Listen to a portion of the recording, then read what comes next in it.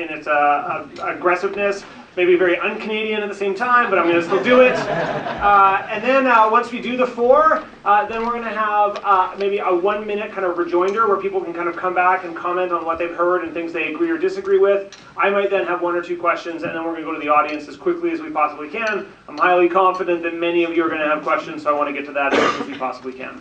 Okay, so with that said, I think maybe first to give us some global context about what's going on and what the future holds for us, because they're already living in it, let's turn to our Estonian friends. Thank you, David. Hello. Thank you, David. I'm Casper. I'm honored to be here. I find the Indian story fascinating. Your transformation to digital society is impressive, and I'm very proud of you, really. And there's so much from both of us to learn from each other. So within 2 minutes to tell the story. Estonia, yes, it succeeded with digital society. We can say it now. It's successful, and we don't need to be afraid to say that. When you are born in Estonia, you get the digital ID, and you can use that for everything. I'm voting using that ID through mobile ID or ID card. Declaring taxes, establishing company healthcare records. So everything is online and decentralized way, so that I own my data, I can access my data, and I can give allowance to different government agencies to access my data if I want to. For example, if I want to declare my taxes, I log into tax office through my digital ID. I give allowance to tax office to access my salary, to access my pension funds, to access how many children I own, to access where I live. It calculates everything together for me, and I just digitally sign, and I have declared my taxes. The same applies if you want to register a car. You just input the car registration number and you sign, and the previous car owner needs to register his car registration plate, sign, and the car ownership has shifted, and I have my car now. Everything functions like that in decentralized way. All of the transactions are blockchain, so it's the hash of transaction is under blockchain, which increased the level of trust between government and citizens. No one can misuse my data. And it just works, and it's beautiful, and it's very scalable.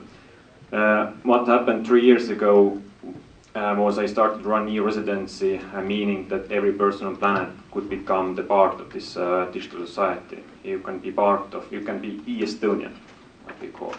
You can have the digital ID and enter to this system you have access to the same things. Only you can't vote, but you can register companies, banking accounts. You have access to the EU business environment remotely within minutes, and have the same financial tools and other tools to run everything, for example. It doesn't end up there, of course. The business environment is the first product for us. We will start to make all our services borderless, from healthcare to investments, so that our nation is not only serving any more Estonians, it's now start to serve globally anyone. And this is the new kind of contract, social contract, let's say, between the citizens and government, that our citizens are residents, citizens, and e-residents, and we love all of them equally. And it's not only like educational project for the world, but it's also economical project for Estonia, because Estonia is 1.3 million country. Your little village is the size of our nation. But now, with borderless society, we don't have any limits. We can have billions of users to our nation, billions of friends. Today there are over 30,000 active e-residents already. We have altogether in Estonia 45,000 active companies. We are soon bypassing the amount of companies established by e-residents and residents. And it's just starting to scale, so this can change the revenue models of one nation, it can change everything there. And this is the phase we are entering now. But of course the first phase was becoming fully digital. And we are very there for you and other nations to give our best practices and pitfalls, what we have experienced. Thank you. I got it working. Thank you. If you can hand the mic over to Vicente. I think what I want to do next is get a global perspective. So Vicente is from the World Bank. The World Bank actually has an identity initiative on the digital front that they're, I think, moving fairly aggressively with. In fact, I had an assignment in my last class where it was, you would pretended that you were a World Bank officer, and it was, if you had $1 billion a year to spend on digital government, how would you spend it and where would you spend it? So I know the bank has become very interested in this issue. So maybe could you give us a little bit of an overview about how you see the bank, what the bank's work, how it interfaces with the space, what are your hopes, but also what are your concerns maybe in this space as well? Okay. Thank you. I just also wanted to appreciate being invited here. It was exactly 25 years ago that I joined Kennedy School as an MBP student, so it's nice to be back in the same classroom that I was in for a couple of years. But just to start off of why the World Bank is investing in this initiative on identification for development, but I want to just take a step back first, that it's one layer of a broader digital economy set of efforts that the bank group is considering, and it's, for example, the connectivity and the infrastructure needed in many countries where that still doesn't exist, the payment systems, the entrepreneurial ecosystem, so and the uses, for example, the G2B payments. So digital identification is one layer of a broader set of efforts that are required. But if I just hone in on that one particular topic, which I'm currently leading the Identification for Development effort, we estimate about 1.1 billion people globally who are unable to prove their identity. And I think for people like me who were born and grown up in this country, we take some of it for granted. I've got a birth certificate, I have a driver's license, I have a number of things that I've taken for granted to be able to prove who I am. But in many of the countries in which we operate, we still are estimating that it's difficult to do so. For example, in Africa, a third of the population is unable to prove who they are. Only 40% of the births go unregistered. And so this is a challenge, and we see as an issue for development more broadly. It's an enabler for whether it's financial inclusion. For example, our estimates from the last FinDex survey show that about 20% of the people who don't have a bank account are unable to open it because of lack of proper identification documents.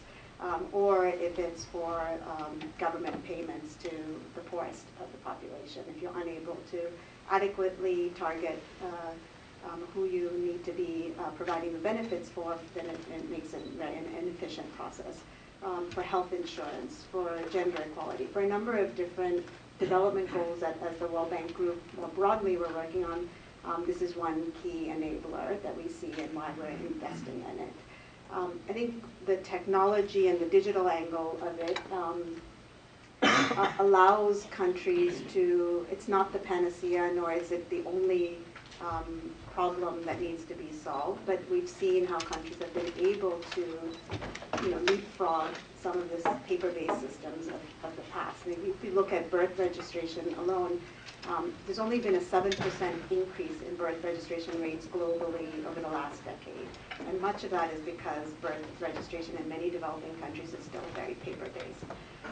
And so when we see systems like in Estonia or in India or in Peru or in Thailand that is using digital forms, it's something that we want to be able to then look and see what are the good practices of the various systems that have put this in place and how we can support countries that don't yet have these systems in place. And I think in terms of, it's not just an end in of itself, but it's a means to an end. So in Pakistan, for example, the Benazir Income Support Program, which targets the lowest percentage of the poorest of the country, the program ended up targeting the female head of the household for the payments. But it also required that they be enrolled in the identification system. So as a result of it, the increase in female enrollment jumped up 95% as a result of that. So women who previously didn't have any proof of identification of their own, now most of them do. The country also took an approach in terms of having female enrollment centers, so ways to address and reach people that otherwise would not have. And as a result of targeting the female head of the household, and receiving the benefits, there was various impact evaluations that showed that it also increased in household decision making, increased spending on education and health. And so these are the reasons why we are investing in this effort. We've seen in India with the eKYC building upon other 70 million new bank accounts opened as a result. I'm looking forward to the new Findex survey that's going to come out in April, which will probably show a huge jump in financial inclusion in India. So looking forward to seeing that. I don't want to jump the gun, but I would be surprised if that if there wasn't a sudden increase. Similarly for education. So in Thailand, we see how the Thai digital ID system also helped enroll stateless population. Something that, you know, again, if you delink some of the services from citizenship, you have a system that's more included. So I'm going to stop there. I think it's sort of just an impetus for why we care about it from a development lens. We do see there's a number of different building blocks that are needed to be put in place, and there's principles that we have that we hold dear when we are supporting countries. And this one is on inclusion, the other is on robust and secure design, and the other is on governance. And I'm sure there'll be a lot of discussion on the governance on privacy and data protection. So I'll stop there. Perfect, thank you. Hopefully this classroom has changed a little bit since you're last year. Yeah, that's what I was afraid of. There are other newer classrooms you should definitely check out. Gustav, you're kind of nodding in agreement around some of the things that the previous speaker was talking about. Maybe can you talk a little bit about what's going on in your state and then how you see the kind of social contract evolving and the kind of the responsibilities and benefits changing? Yeah, the reason why I was nodding was primarily because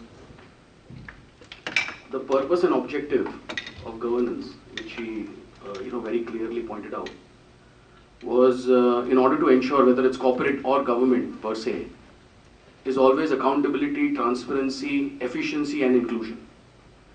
And any government, if it needs to follow these fundamental principles, now in this age needs to use technology, because technology, unless and until you make that as an integral part of government, you're not really going to achieve those results because of scale issues and so many different challenges. As far as my state is concerned, I mean, most of you must be familiar with the state of Maharashtra. We have about 120 million people, and we have a 90% literacy rate. But our financial literacy is not yet up there. We have issues when it comes to including people in the financial ecosystem. That is primarily the reason why when we have agrarian crisis, we have farmer suicides. The reason being is it's not that they don't have access to capital, but they are not in the institutional credit system. So they have access to capital, which is something that we don't want them to be exposed to, and unfortunately that ends up making them end their life.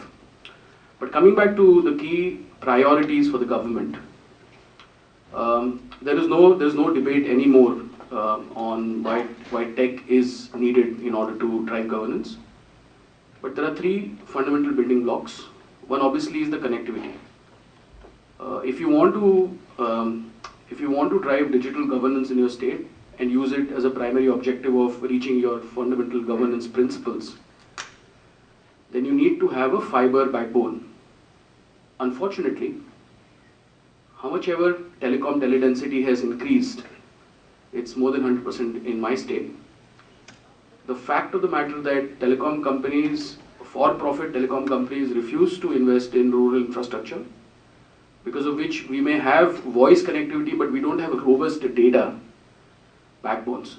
And unless and until government intervenes and really creates that kind of backbone, we will not be able. So we have a larger BharatNet program, which is basically connecting rural areas, villages, which essentially dovetails as the Mahanet, which is the Maharashtra Net program. So we're building fiber, or we are taking fiber to over 28,000 villages, and that will address a large amount of our issues, which is related to telemedicine, which is related to education, because there is a lack of teachers in remote areas. And so that's the first fundamental building block. The second block is obviously services. Now, as the earlier speaker very, again, importantly pointed out, that the ability of the government to deliver services in time without humongous amount of hassles is the key to ensuring that you are delivering to what the citizen expects of you. So we have more than 400 services in our state which are online. What it essentially means is that any citizen in our state needs to apply, submit all the documents, and the certificate gets delivered online. This is, a phenomena which has not happened suddenly overnight. It has the building blocks have been in existence for the last 15 years, but in the last couple of years, we have been able to kind of use various technologies to ensure that we deliver the certificate online, because there were several regulations and rules and laws we needed to be rewritten. And the third point quickly is obviously about cybersecurity. Now, when we are talking about taking the data in the public domain on cloud, in private cloud or in public cloud, there are going to be issues and challenges related to the access and the available data. We have seen issues of data being compromised. We have known that in the Western world for a long time. In our part of the world, it was recently brought to a notice. So that's a challenge that governments need to address and build in their planning, so that it doesn't become a detriment or a deterrent or an impediment, for growth in the digital services. Interesting, thank you. So I think we've had speakers today have been talking about why digital government is important, how they are doing it, what the kind of fundamental principles need to be. Nikhil, maybe I want to turn to you because I think you have maybe a more critical and concerned view of what's going on. So maybe could you share with us a little bit of kind of your perspective, and then we'll go to our next speaker. Thanks, David. I'm going to look at the social contract piece because, so I'm a big believer in digital. I've worked in this space for about 12 years now. I've been writing about advent of digital content services in India forever now. I've run campaigns which have largely been digital, and what I do believe is that it gives the opportunity for more and more people to participate in bringing about social change. It gives people a sense of ownership, and it allows them to demand transparency and accountability. Open data is a big part of it. There's a strong open data movement in India. But what we're seeing increasingly is that transparency is on the downslide now, in the sense that less and less data is being released on the open data portals. The right to information requests are increasingly being denied, or chief information commissioners aren't being appointed. So while digital has allowed us to go and demand a lot of this information, to demand transparency from our governments, what we've seen over the last few years is there's a push back against that accountability to quite a great extent. And the other side of it is about the relationship between the citizen and the state from the state's perspective, right? And that's where a lot of the work around Aadhaar and our criticism of the project comes in, because while digital identities enable a lot of services and access to services, the question that's on my mind is that do you exist for the state if you don't have a digital identity? And what happens if there are instances when the digital identity isn't authenticated, because fingerprints are non-exact and there will be failures, so increasingly what we're seeing is that there is also instances of exclusion. There are people who don't have a digital identity and are being treated as ghosts in the entire system. And so what is the relationship between the state and the citizen in that context? A little story which is being worked on by a journalist, but it hasn't come out yet, is about a woman who got an Airtel mobile number, and they automatically created a payments bank account for us because of the way the consent mechanism worked, where the consent wasn't explained to her. Account was opened without her realizing what's going on, and her subsidies got diverted to that account. And then she lost her mobile phone, and she didn't know her mobile number. And Airtel can't find it in the system, and she doesn't know what to do. And so her subsidy is being diverted to that account, but no one owns it, and she has no way of getting it back. So what are the processes that are in place under those circumstances is something that, and I know this is anecdotal, but there are several such anecdotes which are coming to the fore. The other one is of course about the issue of forced data collection. I understand that data improves governance, but do we have the right to say no? Do we have the right to not give our data? And because the environment that we're essentially operating in India is that we're dealing with a government that for years has, I mean, for a couple of years at least, has argued against privacy being a fundamental right. Well, the Supreme Court has granted privacy as a fundamental right, and they have said that it was always the case. We still have a government that didn't want it to be there, right? And so, has their behavior changed subsequently? Are there checks and balances that are being put in subsequently? And therefore, what rights do citizens have over not giving information and retaining some part of their being to themselves is a question that we have to ask about what is it that we want from a digital society. I mean, Casper yesterday was talking about the state being a service provider and citizens being customers.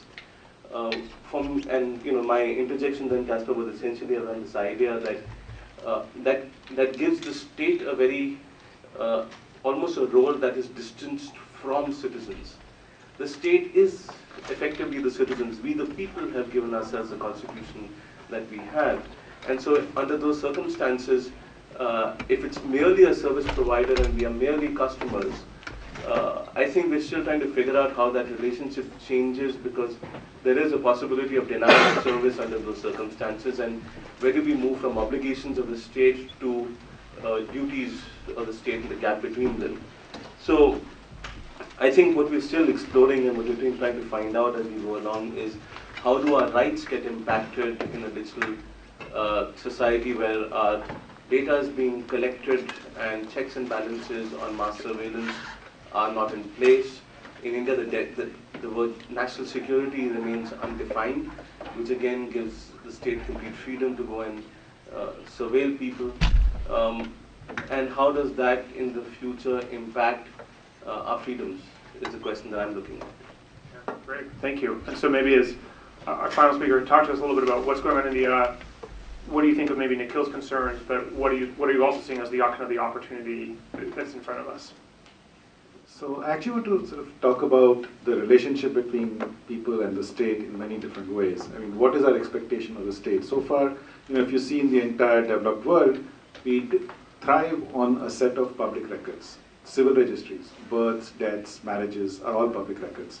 So are wills, so are property purchases, so is a driving license that you get. These are all public records. A degree certificate you get from this institution. This is all public data on the basis of which, as citizens, we can trust that data. When I do a transaction with somebody, there's a basis for that trust.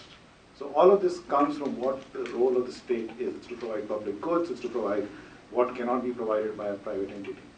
And so in that sense, all of this information, today we would call it data, big data, whatever name you want to call it, but it's really public records which have now started to go digital. And which means that previously something that was available in a limited area now gets available in a much larger space. So a result of that change is, you know, we suddenly now can start to see data. I mean, sitting in India, I can find out the price of a house in, say, Cambridge and sort of see who the history of owners were. And that's available today. It wasn't the case earlier. And now we suddenly have to start to think in terms of what does that mean in terms of our expectations of this data. Is that the way we do want the data to be, or do we want to restrict access to this public information? So we are now starting to grapple with that one aspect of it. The other aspect that we are grappling with is the fact that previously our memories were short. Now digital means our memories are forever.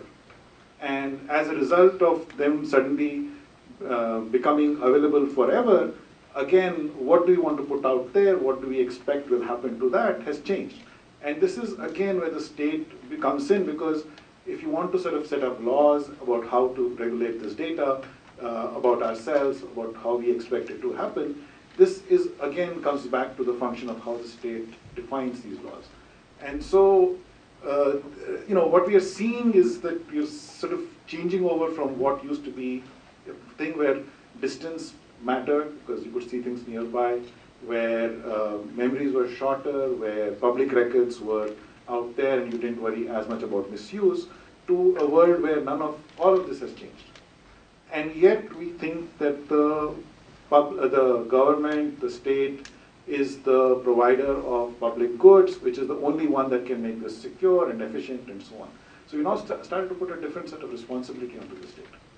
And I don't think the state is ready for that responsibility. And what you've seen in Estonia is where the state has sort of put together infrastructure, a law, and they started fresh, de novo, and built it with all of those protections in place. In India, we have also gone down that path, but perhaps the time is later. I mean, Aadhaar has become a lightning rod for this criticism, but I think it's really about defining how all of this is changing and where the state must perform, whether it is ready to perform those functions or not. And I think it's a great debate to be in. It's good to have multiple points of view on this. But end of the day, I think we have to deliver. I mean, if the state does not deliver the services, if people go hungry, people are unable to access whatever they're expecting to, it won't work. So the state has to keep on powering on through this, whether the infrastructure around it is not what it should be. And we are seeing missteps in that process. We are seeing, and I think the solution is not to sort of put more roadblocks, but to go in and empower the state, give it the capacity to deal with these things. And I think that's, because it's not just it's a government of the people, by the people, not just for the people. And so if we as citizens are able to go in and see how we can make the state work better for us, I think we have that obligation as well. So I have two questions I want to ask you guys. The first is, the thing that makes this panel distinct is that India and Estonia, in my mind, are kind of two of the most aggressive governments in thinking about state involvement in the kind of the foundational building blocks of running a digital economy. So both governments have e-identity systems, but they've gone beyond that. They talk about payment. They have kind of up and running payment systems and a whole bunch of other kind of pieces of infrastructure, of digital infrastructure that both the public and the private sector can use to run their businesses more effectively. So maybe the first question I have for you is, in your minds, do you believe that the digital economy of the 21st century just has to rest on a government platform and needs to be run kind of in some fundamental way by the government? Or are you both going to have some retreat from this space? So where does the line? Because in America, I don't think they're going to build a lot of this stuff. Yes, so what's the hope here? And that what makes me worried. It makes me worried that after 20 years, we don't have any governments who are able to cater their citizens anymore. And all the power goes only to few private sector players. And we don't want that situation. We need governments to keep serving the citizens, to keep making legislation and regulations internationally to protect citizens and to protect those people, let's say, who you mentioned are in rural areas or who are in disadvantaged positions. And that's why governments really need to work hard to keep up the space and become real digital and then become borderless. Okay, so Casper, I've got you doubling down. You're like, yes. Anyone else? Other thoughts? I mean, it'd be great to hear Sanjay talk about UPI, because I think that's a great example of both public sector and the need for private sector innovation, where having a common infrastructure to allow for interoperable payments. Yes, it happens in other countries, but it's bilateral agreements that need. So in terms of the role of government in building a common infrastructure, but still allowing private sector to innovate on top of that, I think is the great to hear somebody talk about that. So actually part of the infrastructure that governments should provide is not just physical or even digital, but also standards. So having a mechanism by which multiple players can come together to form a single market, that requires the creation of standards so that they can interoperate, and for people they have a choice, so you can move from A to B.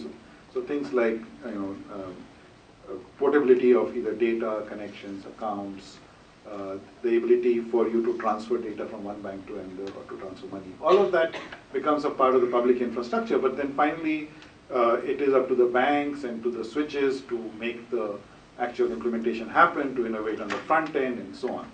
And we've recently seen that happen with the Unified Payment Interface, where there's a protocol that's defined which allows banks to transfer money to each other, but then it's mobile first, and as a result of that, I think in India have one of the best payment systems, retail payment systems available today.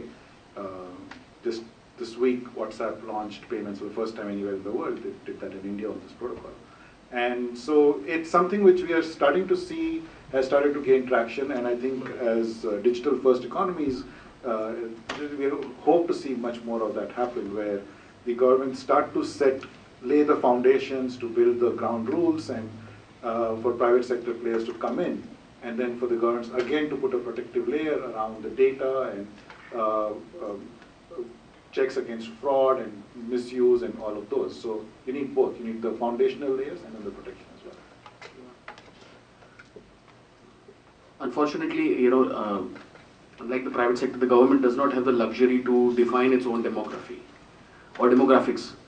So the government cannot say that we will cater only to age group between 16 and 27 who spend this much amount of money. So let's build policies and principles and infrastructure and giving them credit cards, and let's kind of focus on this for the moment, like FMCG company or something. Because the government is essentially, the primary objective is to serve every single citizen, every single individual residing.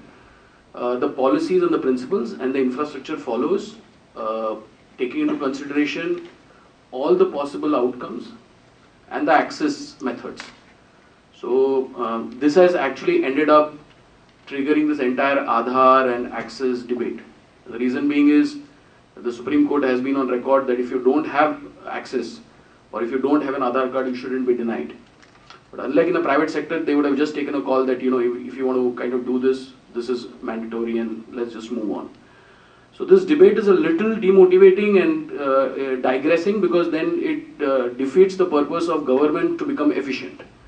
Because the moment you take that giant leap of putting systems, showing leadership, driving processes, taking a decision. So our government has taken a decision to put everything on cloud, and then there's suddenly a question, what about security and what will happen? So we said that anything that is RTI-able. RTI basically, we have a law, right to information. So any citizen in the country can reach out to the government and ask anything, and then there is obviously principles, and then there are rules within the constitution which says that under these sections, that information cannot be stayed.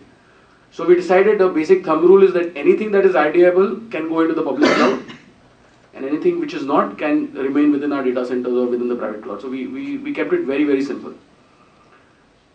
In order to answer your question very specifically, that I continue to believe that government has a role, and government's role essentially is to ensure that you build these systems which drive the core of inclusion.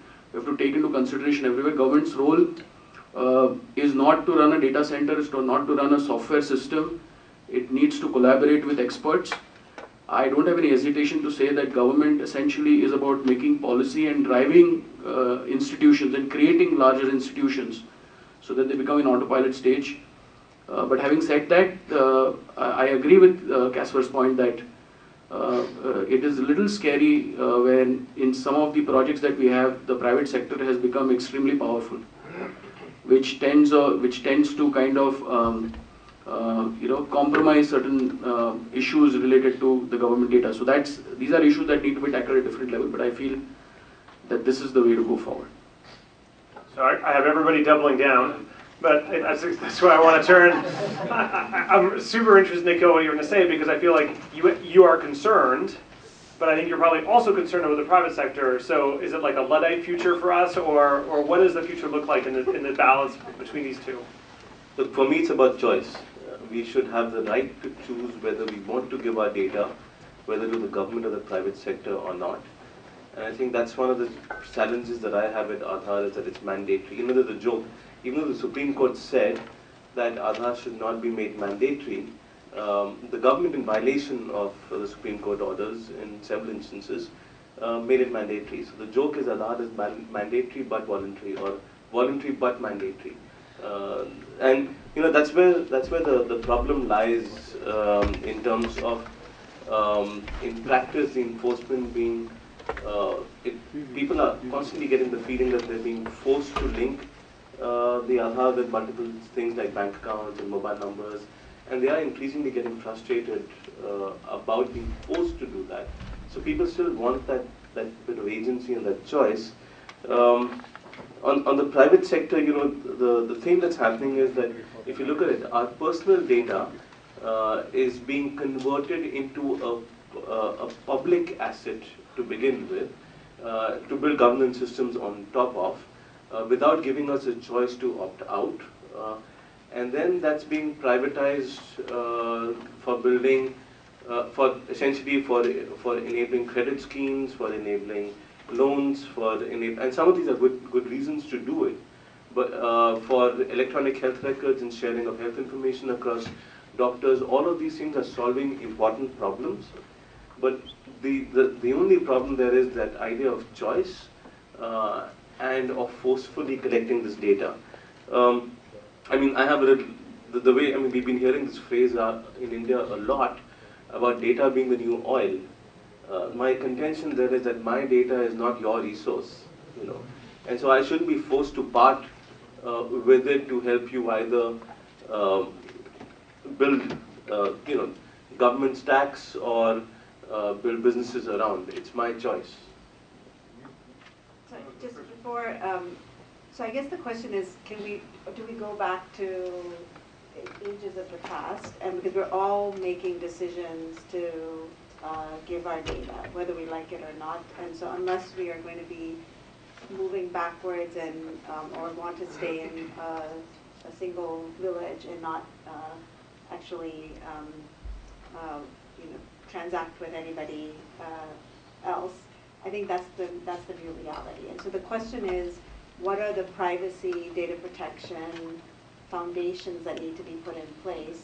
How do we ensure user consent, user control, purpose-specific data?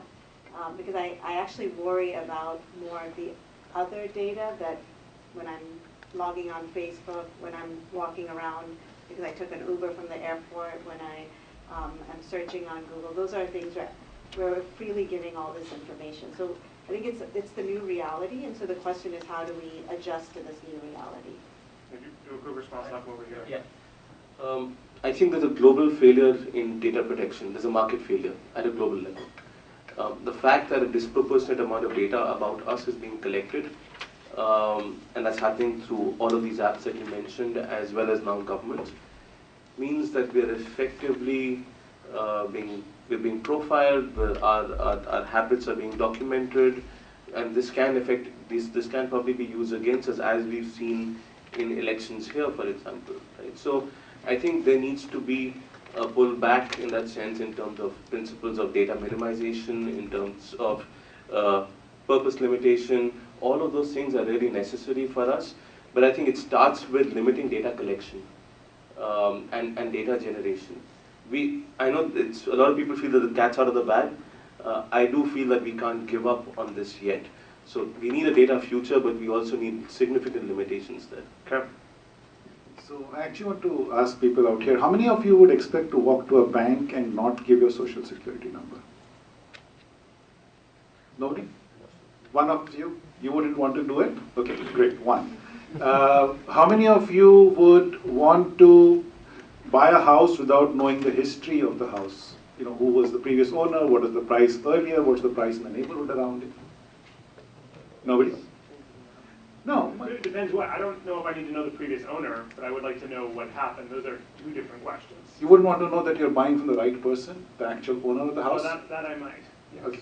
So now this is all public records. This is about public data. This is really not what we consider to be private data. And when you're talking about Aadhaar, you're talking about demographic information, which is essentially all of this, plus the Aadhaar number, which is the equivalent of the social security number. I have not researched this, but I have been told that by law, the SSN is a voluntary number. But as it happens, it's a default. I don't know if that's true. In theory, the SSN is not supposed to be used as a unique identifier that it can allow you to be validated for other services. It's not validated. But is it a everybody unique? does. But is it voluntary or is it mandatory? I'm not sure. I'm told by law it is voluntary. No, but yeah, but what I am because when the told law is it's not supposed to be used for other purposes. Bear with me. The point is that it was a voluntary thing, because when it was implemented, not everybody had it. Over time, it's become used for other purposes, and now those purposes are going back. There's a retreat happening in terms of, because when I studied here many years ago, not in this school, I was at UCLA, my student ID card had the social security number printed on it, right?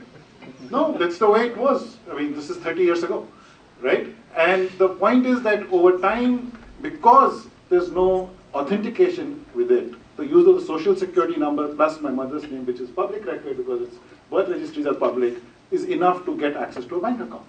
And hence your ID theft. In India, with the Aadhaar number, because you have authentication associated with it, you're protected from that aspect of it. But the point remains that over time, as things get used, systems have to evolve and change. And they actually change with the public expectation of that data. And what we are arguing for is to go from a place where we had no records, no trust in the system, and hence a lot of friction in transaction costs. Hence only 7% of people in India have access to a formal loan because there are no records.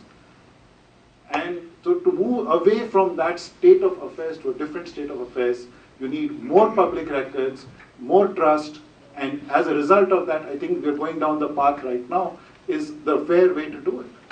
Okay, so let me ask my second question, and we'll go to the audience, which is, so some conversation here about the private sector versus the public sector, which I prompted, and people are like, well, we can't trust the private sector, they're becoming too powerful, we're really kind of worried about them.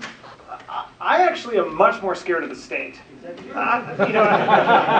state has a monopoly on the use of force, it controls the judicial system. If the state wants to come out, like if Facebook wants to come after me, it's a very uncomfortable experience, but it's not like a threat to my very existence in this country. Whereas if the state decides to come after me, like that's a career-ending, possibly life-ending event for me. So I'm much more worried about the state. So one of the big shifts that's happened is with the gathering of this data, when everything was just printed out, it was hard for the friction was positive. It was hard, not impossible, but it was a lot of work for the state to figure out who David Eves was, who he was connected to, and what he was doing.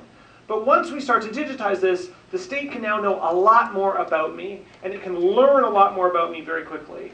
And so when we wrote the Aadhaar case, we had this kind of vision that the right way of architecting it was to future-proof it so that people couldn't do bad things in the future with Aadhaar.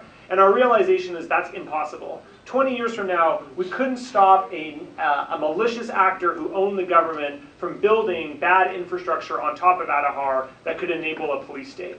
So I think my question for all of you is, if you're scared of the private sector, what do you tell to me, as someone who's also scared of the state, about how are we future-proofing this technology in the state's hand to make sure it doesn't get used to abuse citizens? Casper, you're ready to go. Like in the longer run, yes, I'm not so worried. If your state misuses your information, if your state fucks up something seriously again with you, you will just leave. You may leave digitally or physically, but you will leave because there are 10 other states giving you thousands of dollars to join their digital societies, to join what they have to offer. So you can start choosing your states more freely, and you don't need to be connected to that who misuses you. That's a whole other debate. I'm not persuaded, but I find it interesting. Okay. So I think that I would say that fear is unfounded, or it should be evenly spread between the private and the public sector. The reason being is that any violation is function of leadership, whether it is public sector or private sector. And secondly, I think the public sector is governed by a far stricter regime. We can keep on debating about implementation of that regime and laws. There is a constitution to which the public sector adheres to. So there is a fair balance and ecosystem already established. I don't want to walk the path of what the private sector can and cannot do with Big Four and everybody else. We can debate till morning on that. So I think the government should know when government starts linking. I can give you an example of our improvement of sales tax receivables by 380%. The moment we digitized our sales tax ecosystem and linked it, when we connected the sales tax to income tax, it had a completely different ballgame. And when we connected that to property tax and all the other associated identifiers, then it gave us the holistic view of every single individual. I think the government has a responsibility that it needs to ensure that it is treating citizens fairly, and whoever is not coming within the tax ambit or who is violating terms. There are so many people who do criminal acts in one state, go to another state, and then they start all over again, and because there is no linking, the state government doesn't know, and all that needs to be stopped. So, going back to my first statement, it is a function of leadership. It's function of who is on the seat, and I think in a democracy, the leader comes from the people. Actually, I wanted to say something, Nikhil. Nikhil, it seems that we have more faith in the Constitution than you do, because that is the protection. That the democracy implies, so when you worry about a future government, what you're saying is that the people are going to elect somebody who is inappropriate. It has happened in the past. I don't want to talk about that. But the point is that you cannot make laws based on that choice. You have to make laws on the assumption that as a people we are going to select the right government that is going to govern us. Because if you start making laws only for the worst case, you will end up going backwards. So you have to assume that, and you have to have faith in the people and in the constitutional protections to make laws. That's the only way you make laws. He's more concerned about me. So, okay, let me go. Give me one or two questions, and we'll go to the audience. So, Sanjay, my response to that is that eternal vigilance is the price we pay for freedom. Yes. And therefore we have to be vigilant about the laws that are created. Just for context, India doesn't define the phrase national security. All of our security agencies are have been created under an ordinance and without an act of parliament, and there is no oversight mechanism there. The Aadhaar data has been duplicated in many states by this request from the states, is what Sanjay explained to me earlier today. So they have copies of all of your data and your biometrics. Some of them have biometrics, but they're also linking all other things, including traffic violations, property records. All of this is happening at a state level, without many of these states having a law for the existence of these data hubs, and without there being a privacy law in the country, which we hope will be created soon. Even under those circumstances, because there are no checks and balances in the system, and there is no transparency and accountability, there is no court which gives an order for which the government has to go to for an order for surveillance. There is a 360-degree profile that is being created. It's also accessible on under something called NatGrid, which is not been rolled out yet, but that initially is going to connect 21 databases. In phase 2, it's expected to connect 955 public and private databases. So we have to be vigilant about every one of these activities as we go along. Okay, so let's go to the audience. So a couple of questions. So let's do two questions. You, sir, and then just say the question. So my question is, can distributed ledger technology or blockchain be the solution for this privacy issue of cybersecurity? And following to that, when a state can fund a space program, why can't it fund digital innovation and research and development in digital sector? Okay, good. I knew we were going to get the blockchain at some point. I'm glad we got there quickly. Email in the middle. Yeah, my name is Yashasri. I'm from Colombia. My question is to Casper and Sanjay. 2007 was a watershed moment in cyber attacks for Estonia. What were some of the learnings that you had from those implemented in the e-residency program? And for Sanjay, as someone who's seen the Aadhaar from ground up, what are some of the recommendations that you would have to the government for implementing cybersecurity and other data protection aspects when they're implementing something of the magnitude of a million people? So let's just first start. Who wants to speak to the blockchain saving us all? There is a documentary about that at the moment. First of all, blockchain doesn't save us all, but it does enhance the trust and facilitate trust online. In our systems, all the transactions have its unique hash, which is blockchain, meaning that whoever accesses my data, I have record of that, and if the guy didn't have right to do that, i.e. police, then in a month they will lose their license. So, and I have overview of that, and they need to answer my email within 1 month time. And I don't need to trust president, prime minister, civil servants, because I can trust the technology. So the meta level here is that if systems are built wrongly, if legislation is not in place, then it's just badly managed governance. Let's not make summarizations that then we shouldn't do it at all. We just should do it correctly. The second question. You want to talk quickly about cyber attacks? Just a quick Yes. answer. What do you guys learn? 2007, I can't say who, but our dear neighbor, Lithuanians? them Latvians, let's call them Latvians, had some interest in our data centers. Huge interest, and some of them couldn't be accessed at some point of time. For Estonia, it was a shock because there weren't places, like processes, teams, and best practices what to do. The best hackers around Estonia gathered to start solving the issue. Everyone called their friends, and it was solved. What is good, of course, that the system in place was decentralized in the first place, was encrypted in the first place, so nothing too damaged was done because there wasn't any single point of failure. So the infrastructure and legislation needs to be in place in the first place. That's why it was quite alright, didn't go too badly. But what the student learned, of course, was that this is what can really destroy a nation nowadays.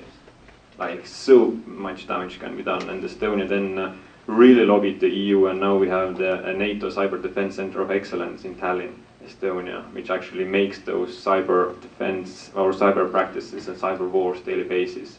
And if now someone would attack that, then you can bet that the similar way as physical attack. Like, there are literally in physical life, right? You have guns literally in different houses. You know how to come together, which guy goes to which forest, takes which tree. You know, this is all practiced, and the same happens in digital world. If something happens, you know who is going to do what international partners are going to do, and this needs just practice and practice and practice. And we'll try to help nations also to go there. I'm not saying that we are there. We can't even imagine most probably what the next wave can be, but this is definitely underappreciated, the damage it can cause to a nation. And Sanjay, tell us what you would do differently or what you've learned from Aadhaar. So from Aadhaar perspective, I mean, we all know that security is actually not an end goal, but it is sort of a stance. You have to constantly be secure, you have to keep upgrading, it's a cat and mouse game. You know, other people are trying to attack you and do things, and you have to constantly upgrade your own security and keep a watch. So I think from that perspective, that is already happening. But one of the other things that does need to happen around Aadhaar, I think, is a much more of a cooperation with the security research community. And I think that's something which we have not done as well as we should, and we probably need to do better on that front. Similarly, I think in terms of security, Casper's right, the first thing to do is to make sure that your system does have multiple walls, multiple layers, and so on. And I think on Aadhaar, we've started on that reasonably well, I would say. So far, we've been okay on the main UIDI data center, though of course Nikhil's going to tell me about other data centers. But that's, you know, shall we say, not a part of the UIDI system directly. Now, it comes down to, I think, when you do this implementation, it's better to have a lot of the laws in place. And I cannot agree more with Nikhil said that we should have had those laws earlier. But yet, it takes time to do many things, and we've been waiting for God knows how many years to get our country to move and develop faster than it has. And I think we're still late to the party. I wish we had moved earlier. So maybe if I can just quickly, Phil, do you, very relatively briefly, can you say what civil society has learned about the role of Aadhaar and what you might advise the Colombians? Yeah, so I have a list of points, and I can mail them to you later. But the number one is allow people to sue the government if the data gets lost or stolen, because the Aadhaar Act in India does not allow people to sue the government if their data gets stolen, and that deprives them of agency. Allow them to change that Aadhaar number. Do not ever use biometrics, because biometrics compromise people for their entire lives. Allow them to cancel the Aadhaar number if they don't, the number if they don't want. So there are ways that you're giving people agency in the system, which is important. The other thing is small little things, like from a security perspective, like Connectivity to the centralized database in some cases is on HTTP instead of HTTPS, so it's non-secure, which is foolish. So there is the MRHAR app which had the decryption keys hard-coded into it. There is. No, I'm also talking. That was going to the CIDR through NIC through the e-hospital hack. In case of So the cloud case. let's not nerd out too I know, deeply here. I know, some technicality. So the Columbia should invite you both because there may be technical answers here. But the one thing I would key on is I do think there's a big debate to be had about biometrics as username or biometrics as password. And I think biometrics as username is doesn't bother me as much because I can at least change my password. But biometrics as password strikes me as hugely problematic because I can never change my biometrics. So once my password, if my biometrics are compromised as password, then we're in trouble. I would still disagree with that because biometric authentication is an inexact science. So there will be instances of false negatives and false positives, and there are people who are being excluded and deprived because they're not able to authenticate correctly. The fingerprints get worn out with older people or people who work in areas where the situation, the environment is such that it's rough. Manual laborers are having problems. So these are issues that do come up with biometrics. Some disagreement on the panel on that, but we can agree on the firmware. We can debate on the second. Okay, let's do some more questions. We'll go you, ma'am, and then you, sir, in the very, very back. So first, please, question.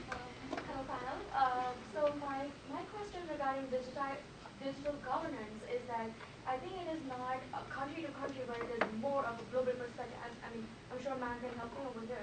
It is global perspective in a way that it has to be inclusive. It cannot be exclusive. Like, for example, if I'm traveling across countries, my medical data, as Sir suggested about the telemedicine, my medical data is out there through DICOM, through so many other things that my medical data is out there, and it has to be all inclusive.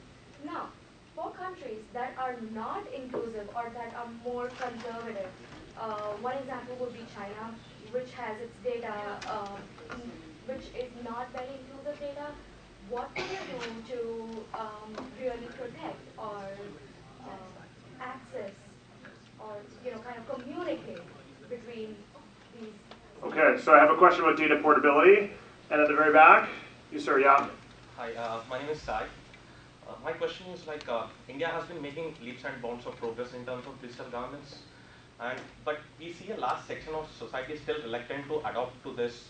Aadhaar has been forced, that's a different story, but UPI or any other kind of digital governance.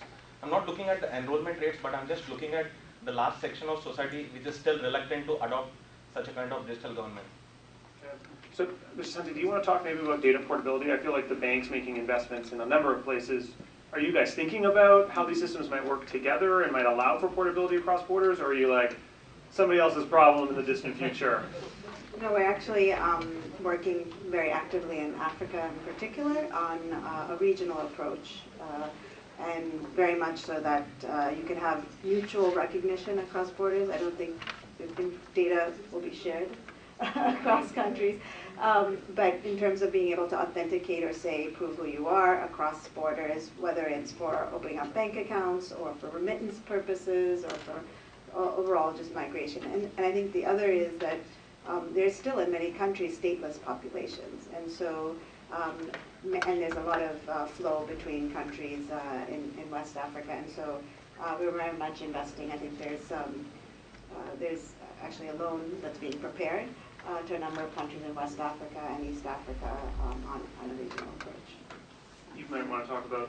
Yeah, I'm quite optimistic about data portability. Like, this gives business to both parties usually. In the EU, for example, Estonia was running the EU presidency for last half a year, and sorry, I can't speak like that. And we offered the fifth freedom of people to the EU: freedom of movement, freedom of capital, now freedom of data. Meaning that each person in the EU will become the owner of their data, and each city, each company and nation state needs to give that data to the owner.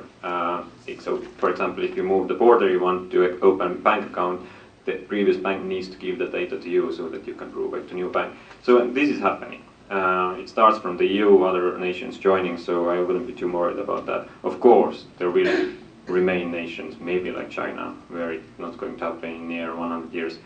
But by the end of the day, it's business for China also. I totally agree with your point on inclusion. It should be the primary building block of any system that government wants to implement. In fact, the example that he gave, although he gave it in a different perspective, Nikhil, the fact of the matter is that the integration of all of these databases that are happening eventually in the next 18 months, they will end, will give you a rounded, at least the government, a rounded perspective of citizen across the country.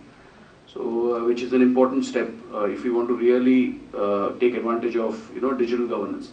And as far as your question, lost track. Your question was on states. Yeah, why adoption? Exactly. Adoption. So adoption. See, adoption is a function also of the rigor by which the government kind of mobilizes, encourages awareness, and all of these factors.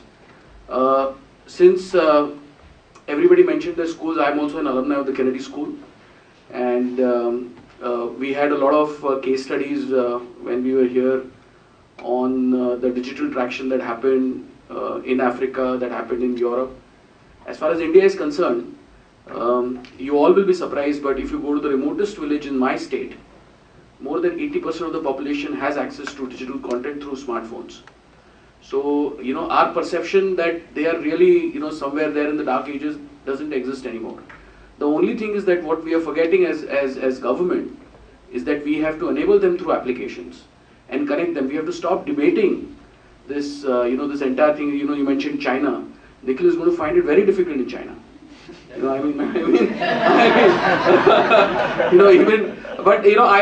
don't support that philosophy. Obviously, I'm very proud of the democracy that we live in, and we have a path that we have to chalk out for ourselves.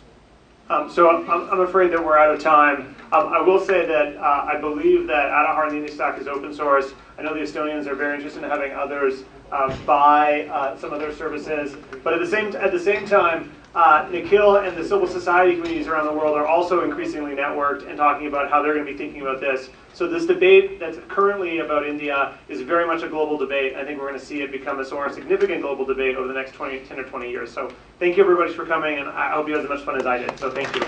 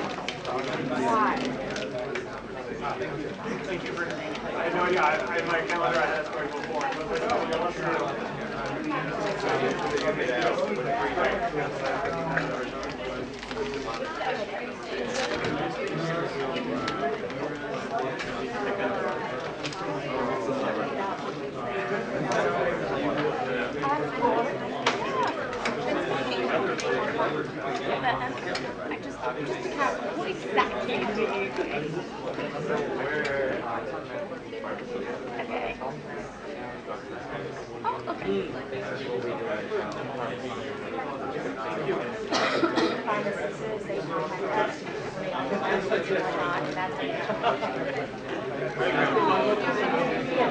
tend to forget about just at the moment, as far as I know. Excuse me, everyone. Excuse me. Could you please make like a movement out of the room? There's another panel also coming in here. So we're expecting the next set of speakers for the panel.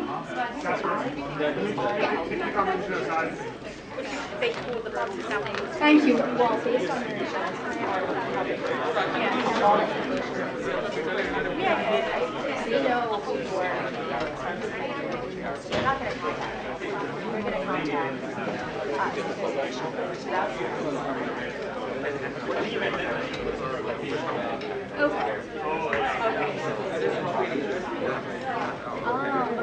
So that's what people look for.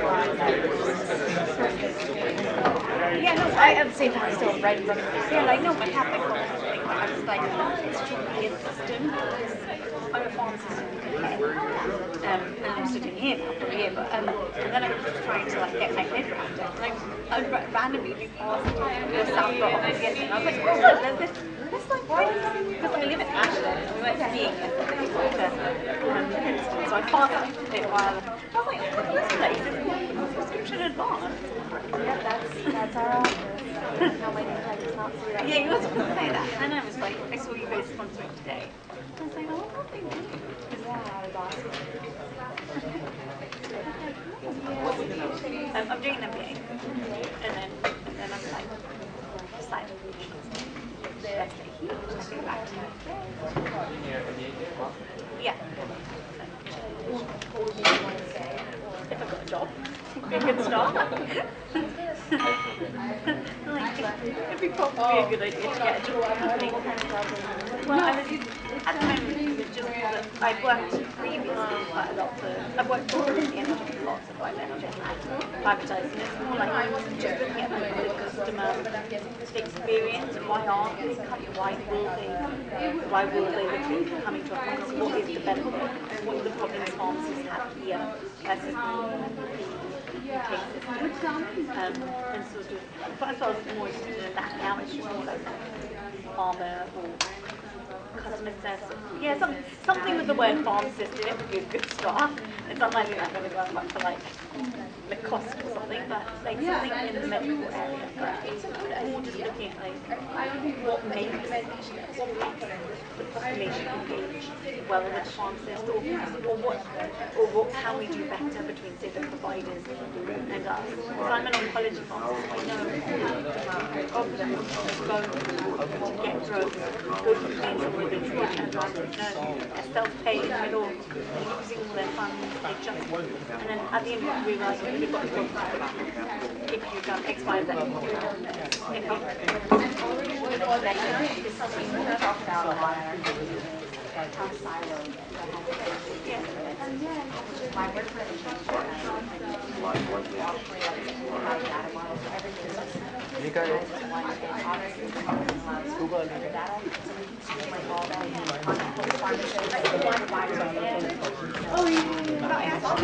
So like I've done so much on in terms of played around and seen they actually give just a pharmacist give you any information you think world's better things. They're not supposed to know. They just want to get you out of the yeah, they're literally defending you just the wrong way because they don't and no one else. And no one else. My husband it's fine.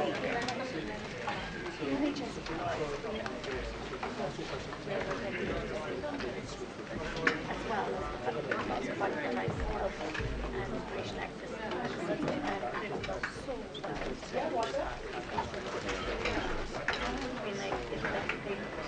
one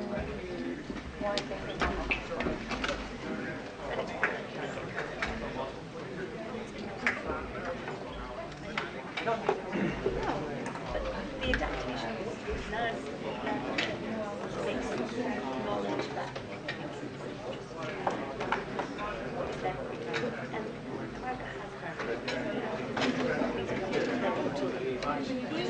America the doctor talks to us about this. I